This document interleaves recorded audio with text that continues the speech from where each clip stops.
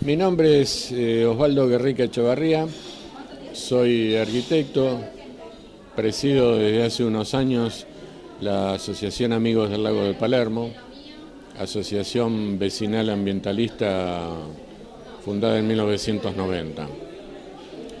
Pero voy a comenzar describiendo un poco el objeto de nuestra asociación, o sea, el Parque 3 de Febrero. Desde prácticamente la fundación de Buenos Aires hubo una zona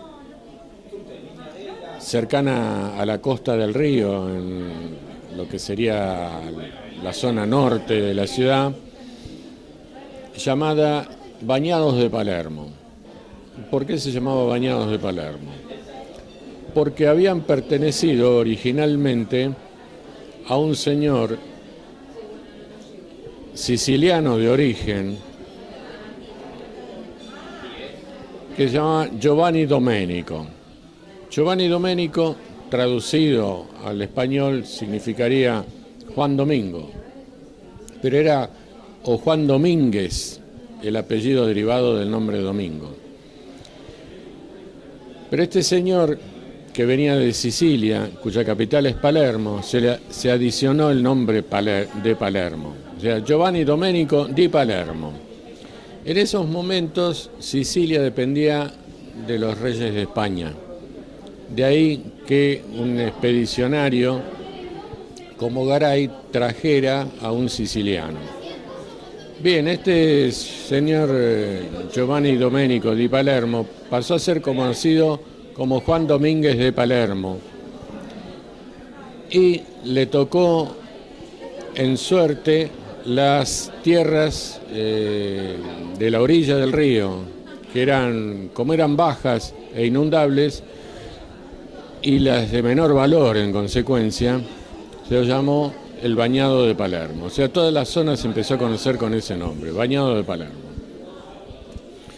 Bien, como este hombre también era devoto de San Benito, el santo negro siciliano de Palermo, instaló una ermita con el nombre de San Benito, que lógicamente era San Benito de Palermo.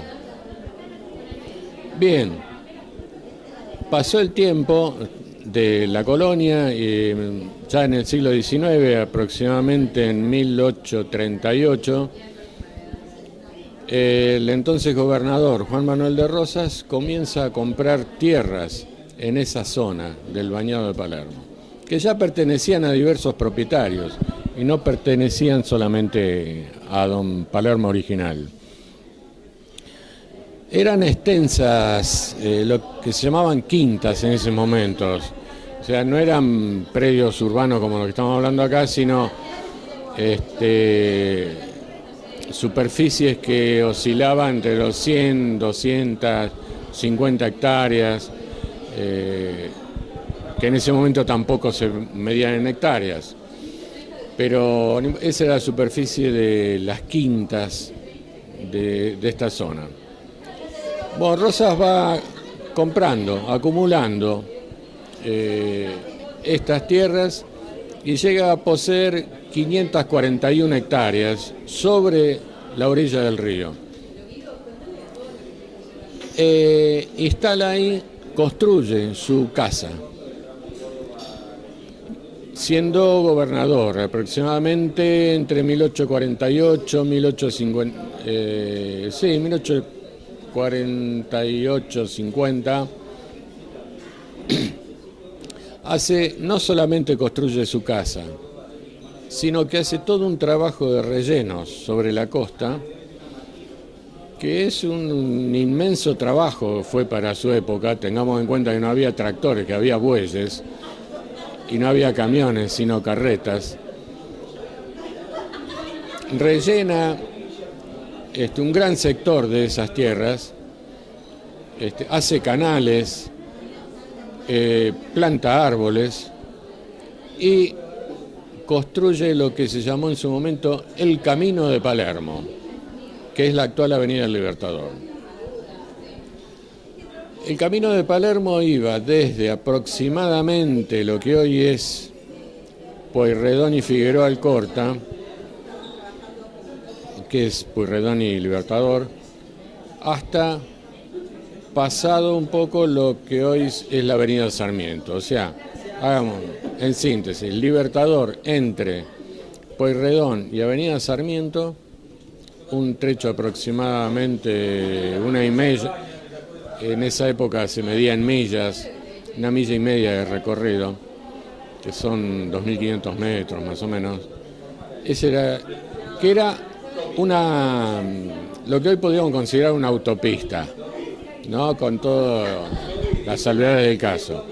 Porque el suelo estaba perfectamente nivelado y recubierto con conchillas. O sea que se podía transitar los días de lluvia, una cosa de avanzada en la época, donde todo era un barrial, los días de lluvia no se podía transitar por ningún lado. Sin embargo, el Camino de Palermo sí.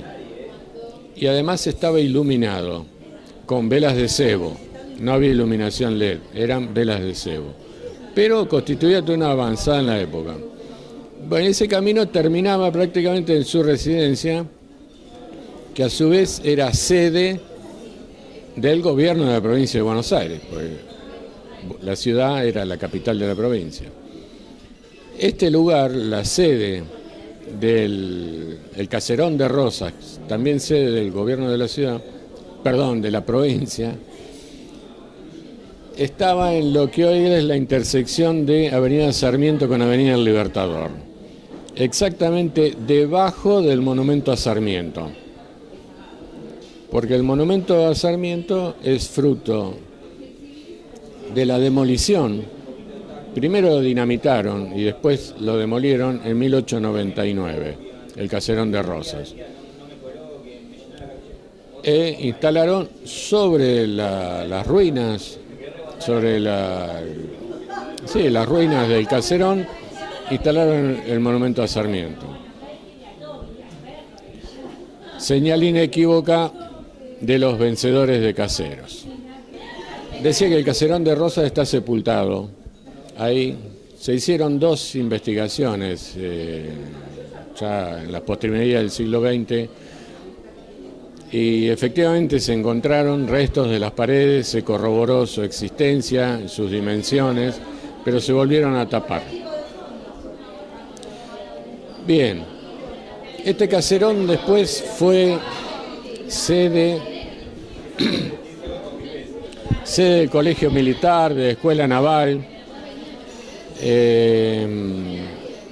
antes de la existencia del Parque 3 de Febrero y con posterioridad también, a caballo. Aclaro que las conchillas que recubrían el Camino de Palermo eran extraídas del río. Eran conchillas molidas, obviamente, pero cada vez que circulaba alguien, una carreta, una diligencia o un caballo, las molía cada vez más, hasta hacer un polvo muy fino. Y agrego una anécdota, ya que estoy. Rosas había hecho unas plantaciones de árboles a los costados de este Camino de Palermo. Muchos eran durazneros. Y tenía una cuadrilla especial de inmigrantes gallegos que limpiaban las hojas de los árboles. O sea, le sacaban el polvillo que se levantaba al pasar un vehículo o un caballo.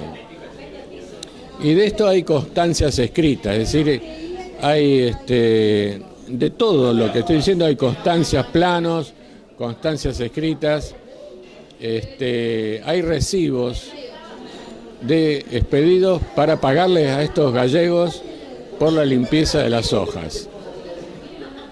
Que era un trabajo muy meticuloso, evidentemente, y que tenían trabajo para todo el día, pues era más o menos concurrido, o sea, recibía visitas a diario Rosas, venían tanto los representantes de países extranjeros como personalidades locales. Tengamos en cuenta que, como decía antes, no solo vivía él, sino que era la sede del gobierno. De ahí la asiduidad de personajes de todo tipo que visitaban esto. Y también anecdóticamente, refiero a otra cosa. La hoy calle, avenida Scalabrini Ortiz, llamada Canning en algún momento, en esa época se llamaba la calle del ministro inglés. ¿Por qué? Porque iba desde la Casa de Rosas hasta la casa del embajador inglés, que en esa época no se le decía embajador, era el ministro. Bien, o sea que la relación de Rosas con Gran Bretaña era de muchísima amistad, salvo el incidente de la Vuelta de Obligado que todos conocemos, pero después por algo Rosas emigra hacia y termina sus días en Gran Bretaña. Volviendo a la destrucción del caserón de Rosas, no fue cualquier día el que se lo dinamitó. Fue el 3 de febrero de 1899, o sea, en el aniversario de la batalla de Caseros. Y obviamente no fue casualidad que se eligiera ese día. Se la dinamitó esa noche y al día siguiente, como no había quedado totalmente destruida, se la terminó demoliendo con pico y pala, digamos. De este hecho hay fotos, que en mi libro tengo una foto del original, bueno, no es original, es una reproducción de una foto sacada el 3 de febrero de 1899, donde se ve un grupo de obreros y la casa semidemolida. Este caserón fue después transformado en Colegio Militar de la Nación, en Escuela Naval, después fue un centro de exposiciones, hasta ser demolida en 1899. O sea, el periodo 1852, derrota de Rosas, a 1899, tuvo estos usos varios, pero, y acá introduzco otro dato anecdótico, cuando entra Urquiza en Buenos Aires, triunfante de Caseros, ¿dónde se hospeda? En la Casa de Rosas. Y ahí establece su cuartel general. Digamos que de ser vivienda y sede del gobierno de la provincia de Buenos Aires, pasa a ser vivienda y centro del gobierno. Durante la presidencia de Sarmiento, todo lo que habían sido las propiedades de Rosas estaban prácticamente en estado de total abandono. O sea, era como una especie de campos librados a su suerte.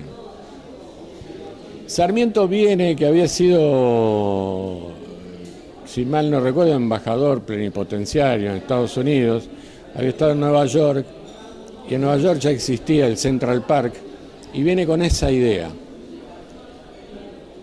Y llega acá y ve todas estas extensiones que habían sido propiedad de Rosas, que entre paréntesis habían sido confiscadas, ¿no? O sea, ya no pertenecían más a Rosas, eran propiedad del Estado. Y entonces larga la idea de construir un gran parque, al que él propone llamar Gran Parque Central de Palermo. Y en ningún momento él tampoco quiere demoler el caserón de Rosas. De hecho, el caserón se demuele cuando él ya está en Paraguay, a pocos meses antes de morir, pero él no era partidario de su demolición, y lo que él dice en los fundamentos del proyecto de ley que manda la legislatura es que pretende que ese gran terreno, esas grandes superficies que habían pertenecido a Rosas, sean un parque público. O sea, pase de ser una propiedad privada a ser un parque público para solaz de todos los argentinos. Es decir, tiene todo un discurso bastante interesante Sarmiento cuando manda el proyecto de ley al Congreso Nacional. No olvidemos que eso era ese sector de la ciudad pertenecía a la ciudad de Buenos Aires, por lo tanto decidía el Congreso Nacional qué había que hacer. Bueno, finalmente la ley es aprobada, pero para aprobarla algunos ponen condiciones. Por ejemplo, cambiarle el nombre y que no se llame Gran Parque Central de Palermo como pretendía Sarmiento, sino Parque 3 de Febrero, precisamente recordando la derrota de su antiguo poseedor, porque evidentemente quedaban muchas espinas al respecto de todos los